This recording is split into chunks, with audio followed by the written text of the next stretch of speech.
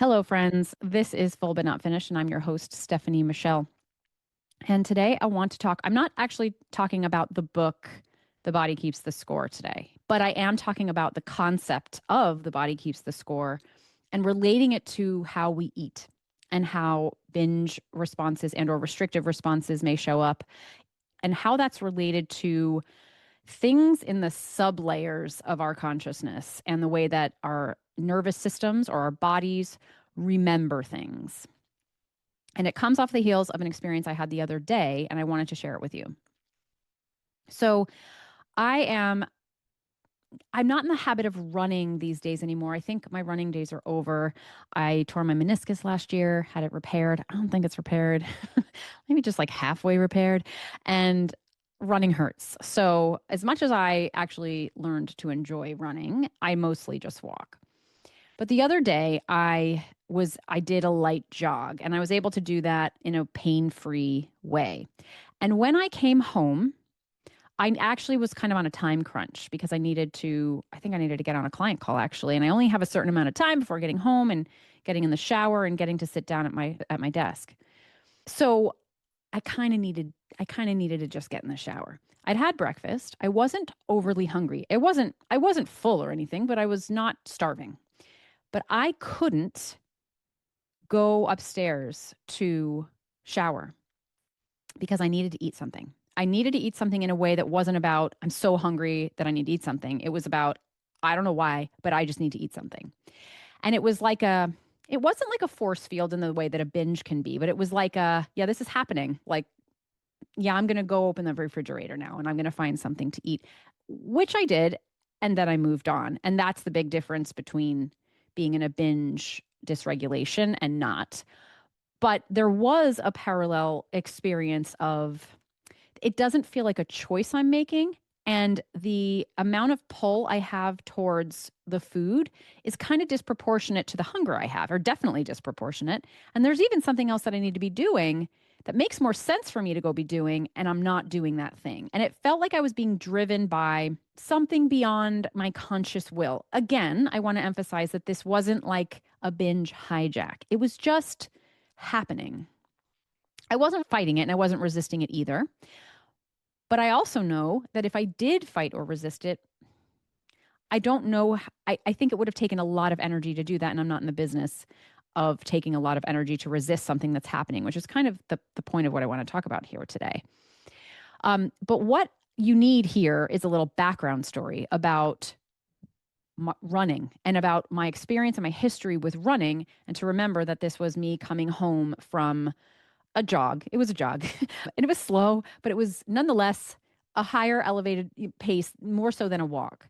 And it was the first time I'd done that in a while. And this was the first time this has happened to me in a while. And it made me remember how often this used to happen to me. And in fact, my binges usually began when I would go to an exercise class in the morning. This is when I wasn't working yet, or it would be a day off of work when I was raising my own kids. And I would come home from an exercise class and I would just immediately start eating and wouldn't be able to stop.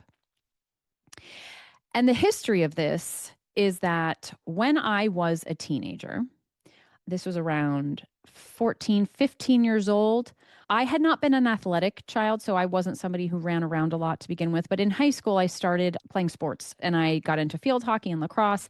And my field hockey team, we ran a lot. We had double sessions. We had 3-hour practices in the blazing heat starting like August 1st through the end of the season. And running was something I started to do at that time. And this was also simultaneously around the time that I started restricting my food.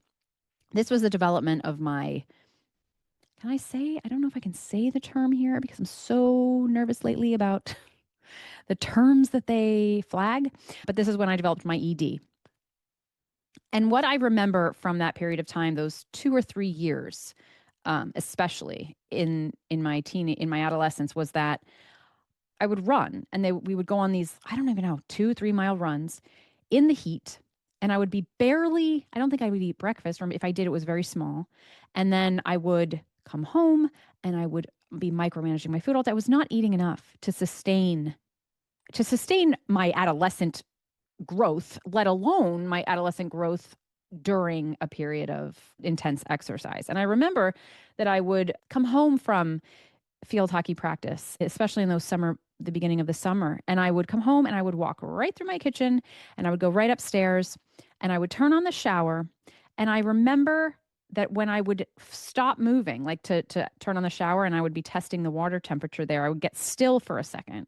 And all of a sudden I would get this blackout. Like I would just start to get really dizzy and like, how your eyes are open, but you can't see and you kind of have to wait for that to clear.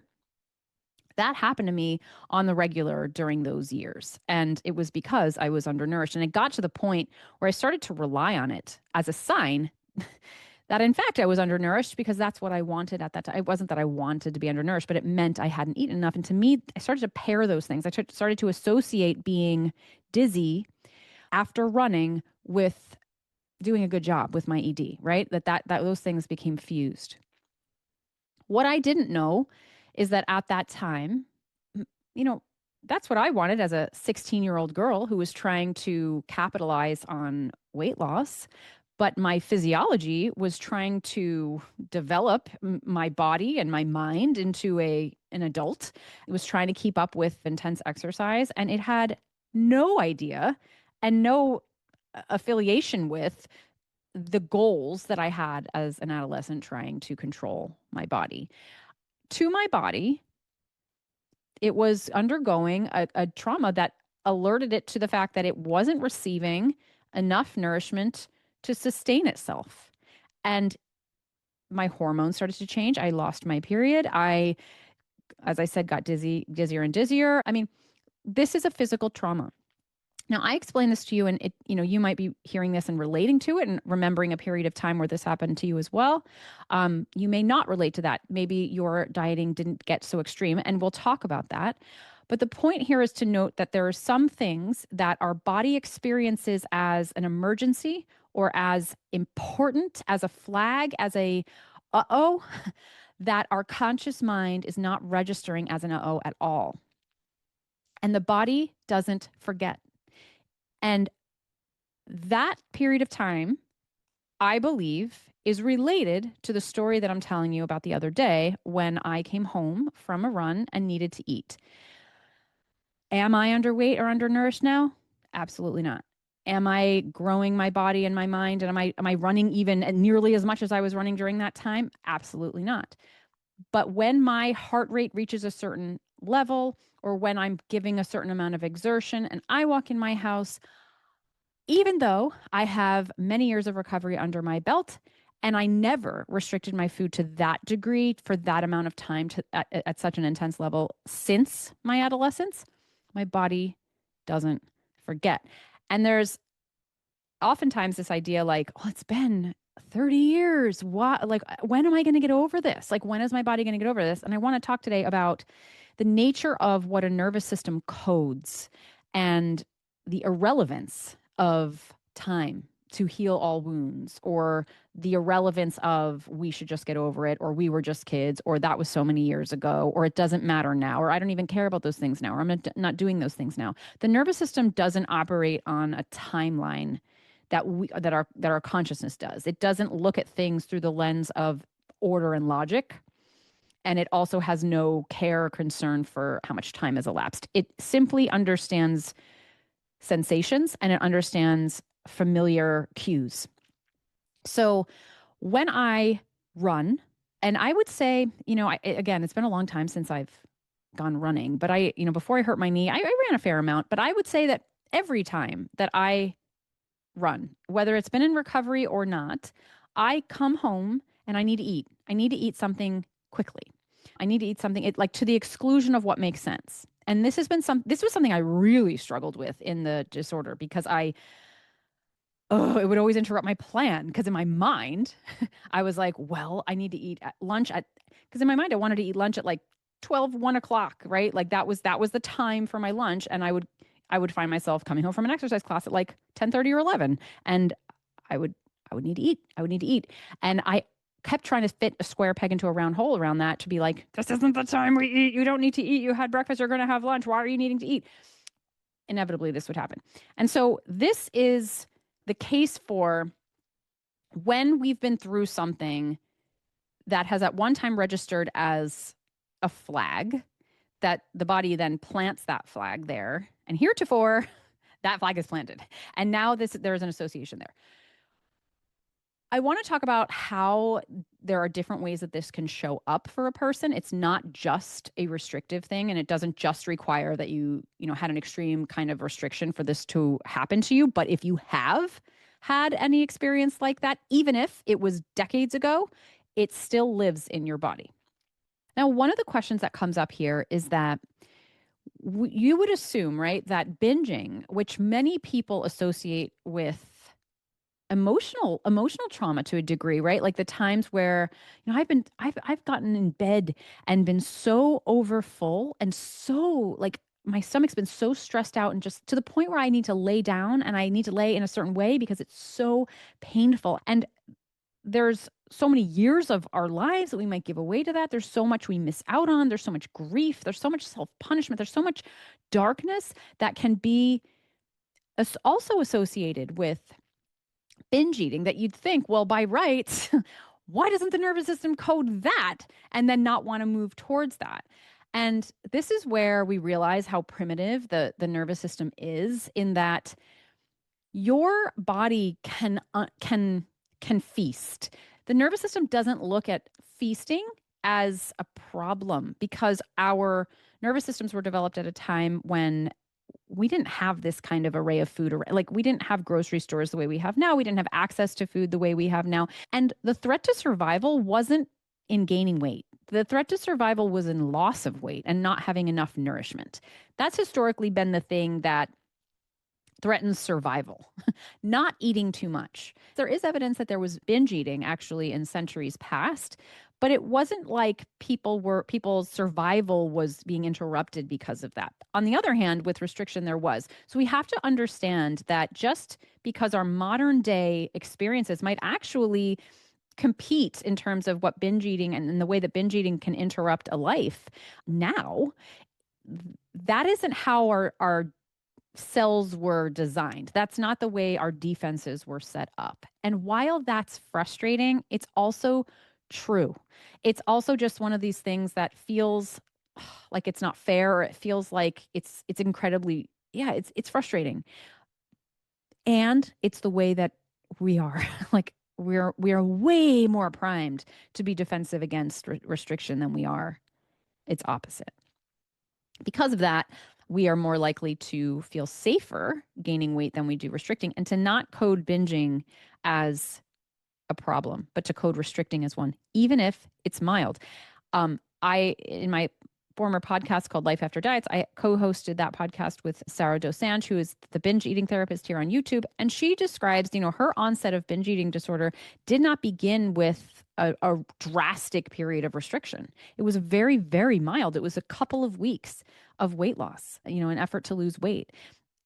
We don't know all the mechanisms that create a binge response in somebody. And we still can't say for sure, like, is that the thing that spurred on Sarah's binge eating? But there is a suggestion that even milder cases of restriction can be coded, or at least could potentially be a factor in the coding of a defensive response that ends up sets up shop, and then it like doesn't take itself down. It's just that's now there. And when it also comes to the idea of comparing yourself to other people who maybe don't have the same binge response as you, for example, when I don't eat for many, many hours in a row, there are times where I'm like, we'll come home from like, a Saturday afternoon out, and it'll be at least an hour until dinner because, I got to get it ready or whatever. And I'm like, I can't wait until dinner time. I actually have to eat now. Whereas my husband's like, well, can't you just wait an hour? I mean, he doesn't say this to me anymore, but I bet he's thinking it, or he used to think it, or he used to say it. And it was like, no, I really, really can't. And there's a difference between what he can tolerate and what his system can tolerate and mine, because I have a code. I have a code of like, too many hours going by without eating. We remember that. No, thank you. No, thank you. We're going to start gearing up our own defenses. Now we're going to start overriding your conscious will. Whereas my husband doesn't have that. He's not got that built in him. So the defenses that we build at any given time are there. And that's why I think that when you have a history of binge eating, if it's been in your system, if it's happened to you before, There's a certain amount of respect we have to have for the fact that we know that there's a code in there. We know that there's something in us that defends in a way that's more vigilant than the person sitting next to you. And again, it's one of those things that, like, while unfair and frustrating, it is also true. At least this is what I believe to be true, and this is what polyvagal theory would suggest. But I also want to articulate the things that also get coded besides just restriction, like, and I want to give some client examples here without naming names. But I have some clients who have been through pretty significant periods of distress or overwhelm in their childhood, including and up to traumas, where food was the safety net at the end. It was, after experiencing something extremely difficult, whether that was in an isolated incident or in a chronic way, where food was the thing that we found refuge in, right? Where my client would come home and find, and eat candy in her room. Or sometimes it was a parent who sort of like fed the child as a way of kind of buffering the other things going on that were more traumatic around that. And food was like, it was a thing that closed the safety loop at the end.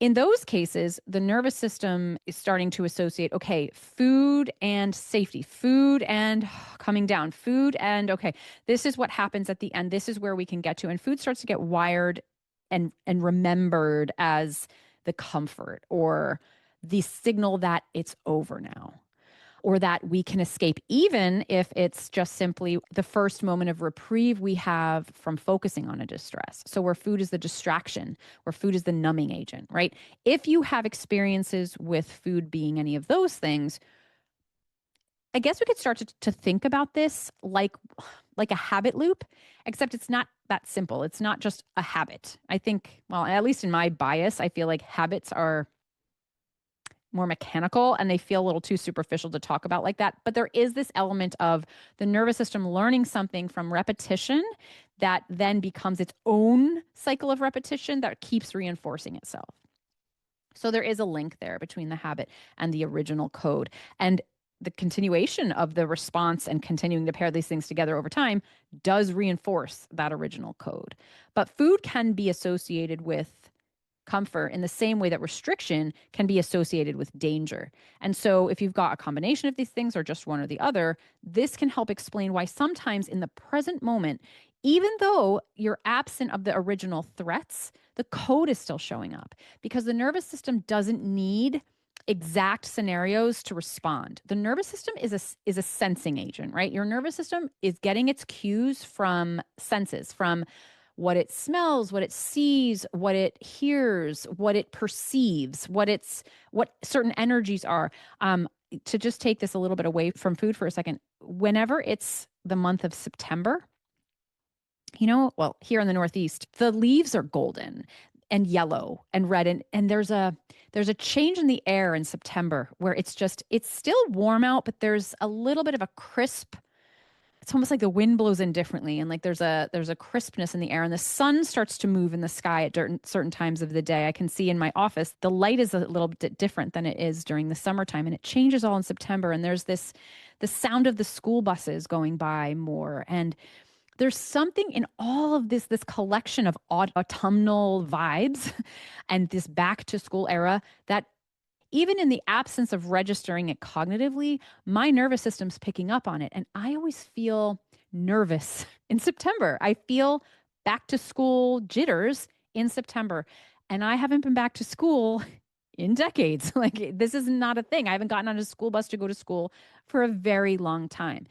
But my system doesn't care how long it's been. It's simply picking up on cues that remember a certain time of year that existed for long enough and made enough of an impact on me and had, literally created jitters in my stomach at the time, that it's got a little code. It's like, okay, when the air feels like this and when the sunlight looks like this and when we hear these things around us in the environment, when the energy feels September, we jitter.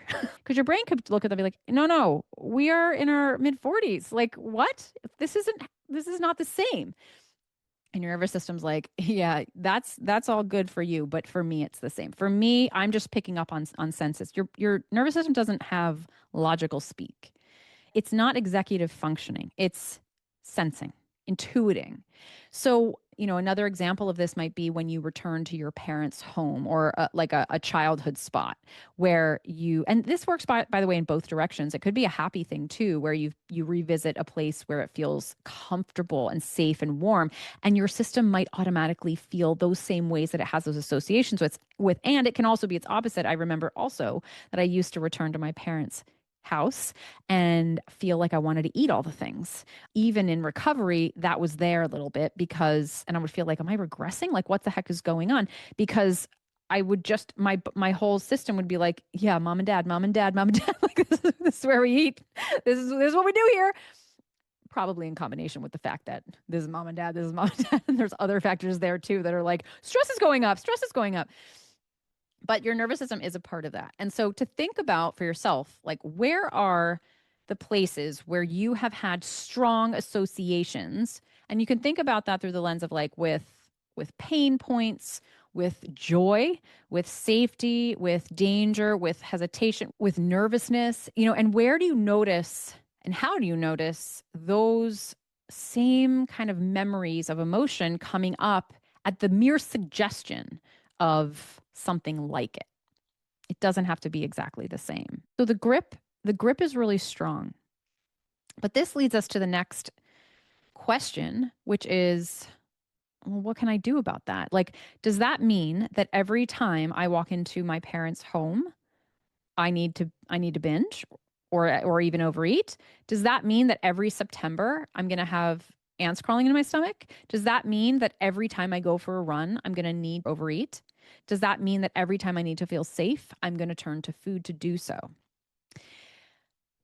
How I answer that question would be different for everybody, because what you want to look at here is this. No, it is not a life sentence. It is not a point of helplessness that just because you have a particular response to a trigger, that will always feel exactly the same in intensity. But it does mean that there's an original code that may always exist there. It's like learning a language. When, you can learn a language and be brought up in that language and then move to a completely different part of the world, never use that language again, learn an entirely different language, and there might still be times where you dream in your original language. You may not feel as connected to it and it may not have as much of a pull, but it will still be there. And at certain times of vulnerability, it may come up more strongly than others. So, to use myself as an example for this, when I came home the other day and felt that call to stay in the kitchen and not go take the shower that I needed to take, there was a time in my life where that would have turned into a binge. And that's where they started, by the way. When I first started binging, like in the years just after that adolescent period, that is where my binges would begin, was after exercising, because I would feel that same pull, that same original code would call me to eat, and I would not be able to stop. Now, I remember the other day, I ended up taking a handful of nuts, because I love nuts and I keep them in my freezer, by the way, because my mom used to keep them in the freezer. And I was like, this is genius. Frozen pecans are so much better than non-frozen pecans, just as a side note. But I took, I got that and I just ate them and I was able to move on after that. So the intensity of my response has changed completely. And that's not because, well, I was gonna say it's not because the code changed.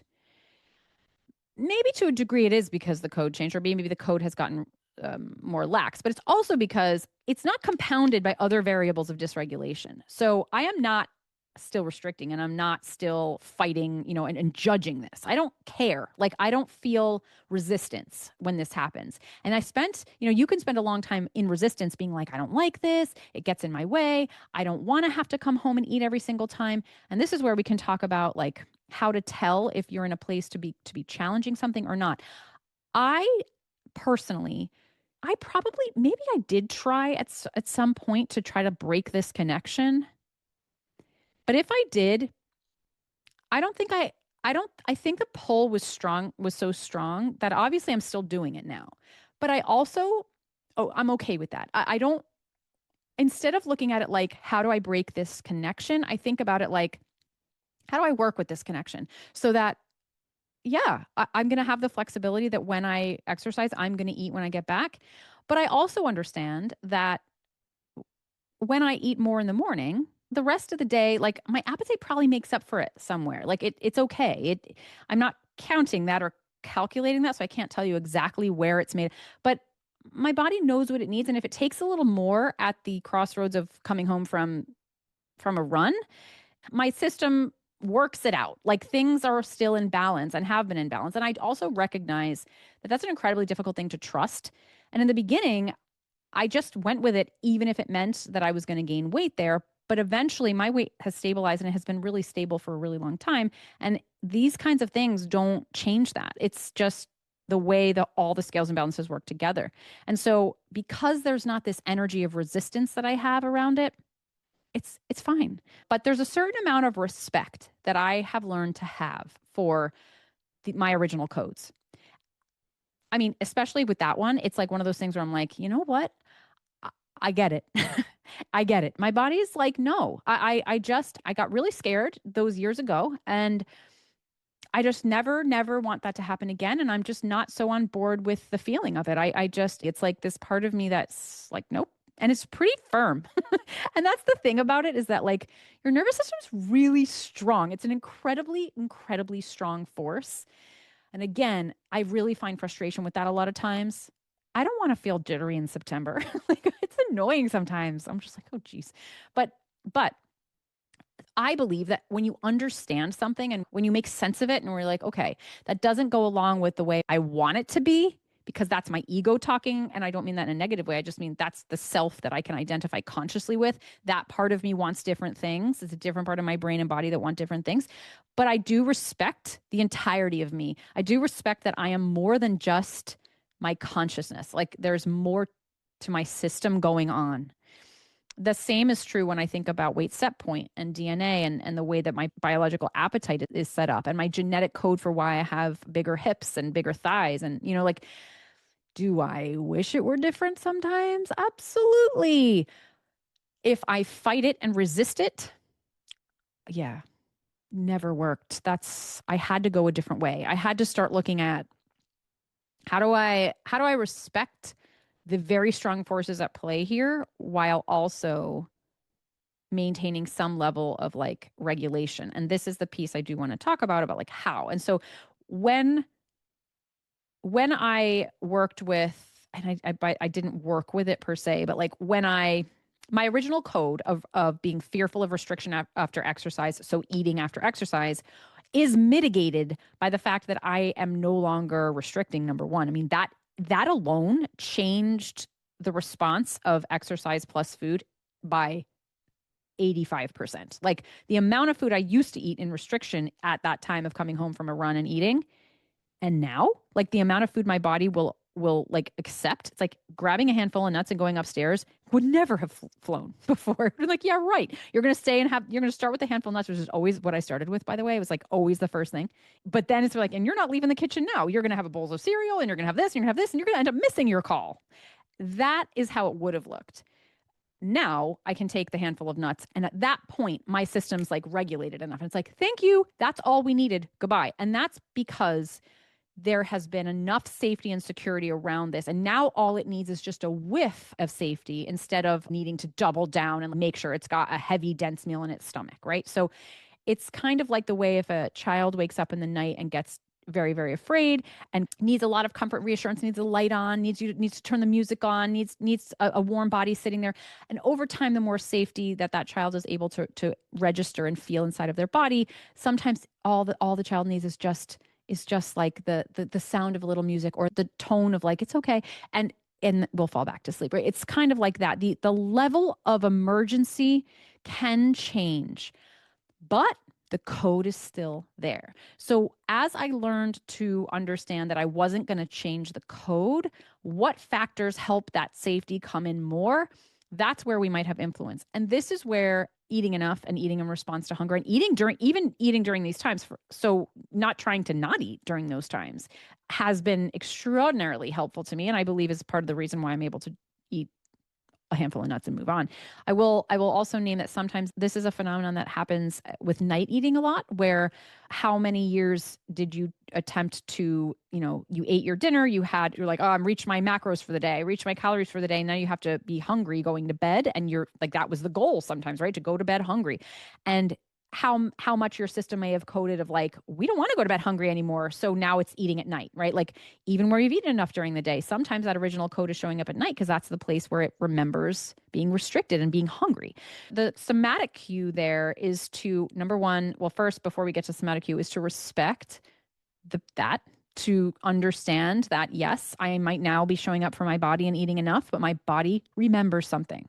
My body is keeping that score. It's not ready to let go of that original code, if ever. But we can help the body feel safer there by feeding it regularly for a long enough period of time and not resisting, in the meantime, the impulse. I really believe that the nervous system resents when we resist what it's trying to do. It's kind of like the nervous system saying, I'm doing something for you that you don't even value. And this is how I'm going to do it because this is meaningful to me. And just because you don't think it's meaningful or it's inconvenient for you doesn't mean that I'm going to stand down. So excuse me while I assert myself. And I know that sounds kind of harsh, but I have a little respect for it. It's kind of like, yeah, it doesn't want to be minimized. It doesn't want to constantly be downgraded into this like bothersome emotion or bothersome sense or the nervous system's wise. It's doing things for us all the time. And I think our brains are so arrogant and like what we want, at the expense of what these other parts of us need. So I have respect for it. And I think that that's relevant. And I think that's a big part of this. And then I think that as we have respect for that and to say, all right, I will respect you. I also would like you to understand safety. And I would also like to make some kind of amends with you so that you do understand that you're not under that threat. And that's where the somatic work comes in. But I advocate for doing them together. So for example, in the case of the running and the nuts, because we're there, instead of saying, okay, I'm going to do a somatic exercise so that I don't eat the nuts, I would, if I were trying to work on this, which I'm not, because I don't care enough. This is fine with me. I would potentially have the nuts and put a hand to my chest or take a breath, especially if you're racing to do something else. If you're getting into that fight or flight, right? So to slow down and to connect back with the body and say, I know that you're feeling threatened. And you can say it like that. You can have gentle compassion there and say, I hear you. I feel your hunger and I've got some food for you. And yeah, I'm gonna give you what you need, and to not do it in a way that feels resentful and frustrated. It's kind of like we keep coming back to these inner parent, inner child things, but like if you're the child and and your mother's, giving you the thing you need or taking care of you, but resentfully, and you can tell that she's just doing it because she has to, like how is that going to register as safe, or are you going to want to feel her presence there with you? It's the same thing here. It's kind of like, yes, I understand you and I will give you what you need. And I also want to show you that you're safe. I also want to show you that I'm not actually interested in restricting you anymore. Or if we want to look at the flip side of it, if it's the association and memory of food as safety, to kind of to bring the hands to the chest and to say, like, we are safe even without needing to eat all the time. We're safe because we're here and we're present with ourselves, right? So having the food be there as you start associating the somatic cue and bringing in the somatic sense of safety is important so that the body is like, well, I'm listening to you, but I also need to feel that safety first. So there are ways that you can attempt to start talking to your nervous system in places where you feel that the nervous system is responding to something that is no longer a threat. And if that threat is truly no longer there, you can have a conversation. However, don't expect miracles, don't expect eradication, and definitely have patience and bring the safety net with you as you code, as you code, as you code. Other things won't require your intervention. So, for example, food and safety were wired together for me for a long time, even absent of the restriction. Food was the thing that I turned to in tons of moments of my life that were lonely and sad and angry. Like food was always there. and I'm sure, to some degree was also coded as the reliable thing. For sure. I think I still even feel that talking about it now. I do understand food to be like through thick and thin, food is there. And it's also helped me so many times in the regulation of my nervous system and my activation and my anxiety. Like food is such a grounding force. And I feel it as such. I really appreciate it in that way. And I can tell there's a code in just the way that I feel even speaking about it. But some of those associations, while still here, I didn't have to do active work on to diminish. So, for example, like I used to go to need food before bed every night. I needed to go to bed feeling full. And I think that is because of the times that I went to bed not feeling full, even though, to be honest with you, I think I went to bed feeling full way more times in my life than I went to bed feeling hungry when you add them all up. But my body coded the hunger ones, didn't code the other ones. But I didn't have to work on this. I no longer need to have an evening snack. I don't need to go to bed on a full stomach. I can't go to bed on a hungry stomach, but I can go to bed without feeling full. And I never touched that with any intention. I didn't work on that. Some things, the nervous system will do its own work around. It'll be like, hey, we got this. We figured it out. We got the message. We can let this one go. Other times you're going to have associations in your nervous system, and the scorekeeping is going to be much higher stakes, and for reasons unknown to us. It's kind of like the way we tag memories. Like, have you ever thought about the fact that you can have, like, I went to Disney World when I was 7, and there's like a couple of moments that I remember that I'm like, why the heck? Why do I don't remember seeing Mickey Mouse, but I remember looking out the window on the monorail at like a cloud. Like I don't know why. Like certain things, the body was like, we're going to remember this one. We're going to go with this one. This one matters to us for some reason. I don't think it's worth the analysis. I don't think we'll ever figure it out. But there are certain things that your nervous system are going to be like, we're going to hold this original code pretty strongly, and we're not going to let it go no matter how much work you do. We'll just work with the level of intensity. And other things where your system's going to be like, we're ready to let that go when we can. Also, the amount of stress that you have at a given time will impact this. So some Septembers, I don't feel as jittery. But if I'm under other kinds of stress, I notice that jitteriness comes back because your window of tolerance is going to change. And so the more narrow your window of tolerance is, the more narrow your capacity is, the more likely your original codes come up. And that's because our original codes are in that defensive part of the brain. So if our stress is higher, your entire nervous system's like, we might need to be more defensive. There's more stress in the environment. Guess what's going to, yeah, all the original defenses, right? That's why when we are less stressed, we have much more expansive thought. We have a lot more capacity to do new things, to learn, to go outside of the box a little bit, to go out of our comfort zone, because our stress has told our nervous system, like, or the lack thereof of high amounts of stress have told the nervous system that the defenses can stand down. We don't need them as much. Then all those original codes are going to be a little like lazier.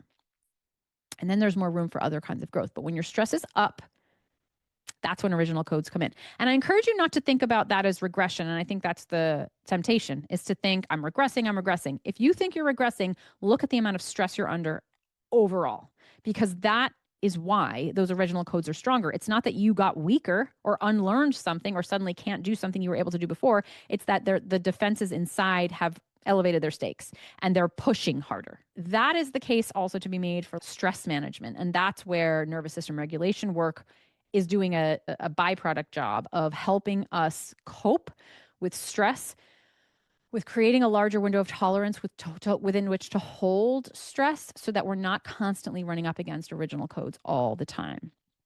And that, by the way, doesn't mean that nervous system regulation work is going to make you stress free, because it doesn't. I have stress. I'm stressed a lot. I feel I am not absent of stress, but my capacity to tolerate stress is a lot higher. My original codes come up a bunch, but my influence on those original codes is higher. And part of that is nervous system work. Part of that is all the other factors that help keep me safer and the way I build safety around my defenses. And the other reason is resistance. I don't resist my original codes. I have deep, as I said, respect for my original codes. And while they frustrate me, including my anxiety codes, my depressive codes, I sometimes want to just like collapse and not mom and not adult and do all these things. And I'm okay with that feeling. I don't get mad at myself for having the instinct to throw a little temper tantrum inside my head, or to be jealous of somebody, or to be snarky, or to be judgmental even. Like when I have these original codes come, I get frustrated. I do. I get really frustrated. But I'm like, okay, original code is here. It's not a representation of the whole entirety of me, and I need to work with it. If I start resisting it, if I start trying to make it go away, if I start condemning myself for having these original codes, they're going to get bigger because all that stress and resistance is going to make my stress higher. And then we know what happens when stress gets higher is the original codes go up. Okay. Let me see if there's anything else that I take notes for these podcasts, and then I think it's just the note taking itself that allows me to talk through it. And then I'll do the edits and I'll be like, you didn't say half of the things and you forgot to say this, this, and this. And that is why your comments are helpful. So if you are watching this on YouTube and you have questions, or if you have an original code that you'd like to share, or just be like, oh, like I never thought about it this way. Here's something that I might think of as my original code. Share, please talk to me, talk to other people in the comments, because it's helpful to see resonance and to be like, oh yeah, me too, me too. Like this is happening to everybody as a human being. And if you're listening to this on an audio podcast, you can also go to YouTube if you want. And you can also feel free to email me with questions or additional ways of looking at this that you'd like me to explore as an episode topic that I will put into consideration and put in my master list document of episode ideas. If you have enjoyed this podcast, if you're enjoying listening to Full But Not Finished, ratings and reviews help me so very much. And if you can take the time to give me a rating, and even if you can write a little review or put a comment in the YouTube channel, they help. The engagement helps in social media these days to get these videos and audios where they need to go. So thank you for that. As always, thank you for being here. I will be back again next week to talk about whatever happens to me next week that inspires a thought that brings up a conversation. So see you next time.